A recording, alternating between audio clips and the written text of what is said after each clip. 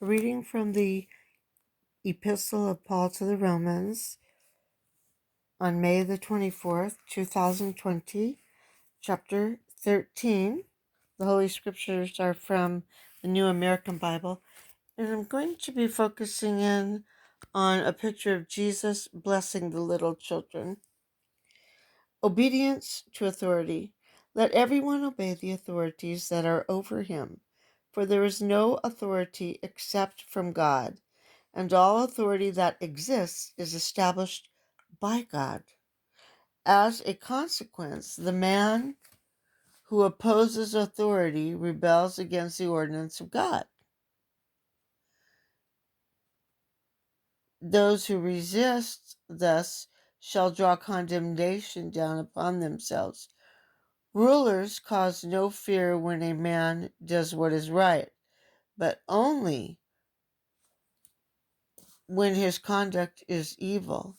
Do you wish to be free from the fear of authority? Do what is right, and you will gain its approval. For the ruler is God's servant to work for your good. Only if you do wrong ought you to be afraid. It is not without purpose that the ruler carries the sword.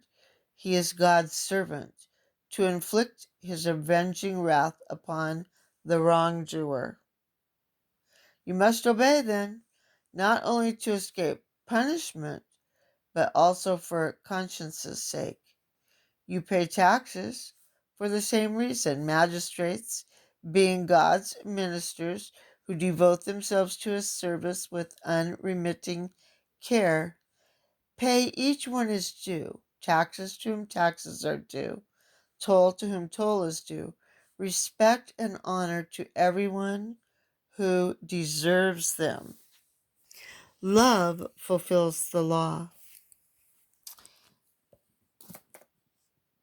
Owe no debt to anyone except the debt that binds us to love one another. He who loves his neighbor has fulfilled the law. The commandments: you shall not commit adultery, you shall not murder, you shall not steal, you shall not covet, and any other commandment there may be, are all summed up in this: you shall love your neighbor as yourself. Love never wrongs the neighbor. Hence, love is the fulfillment of the law. Christian use of time. Take care to do all these things, for you know the time in which we are living. It is now the hour for you to wake from sleep, for our salvation is closer than when we first accepted the faith. The night is far spent, the day draws near. Let us cast off deeds of darkness and put on the armor of light.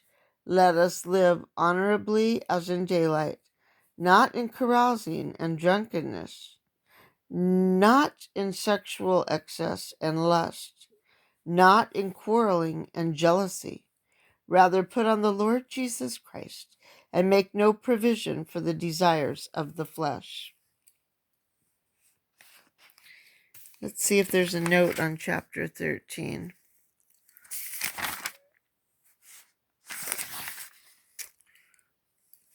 I do not see one. That concludes the reading on Romans chapter 13. Thanks be to God.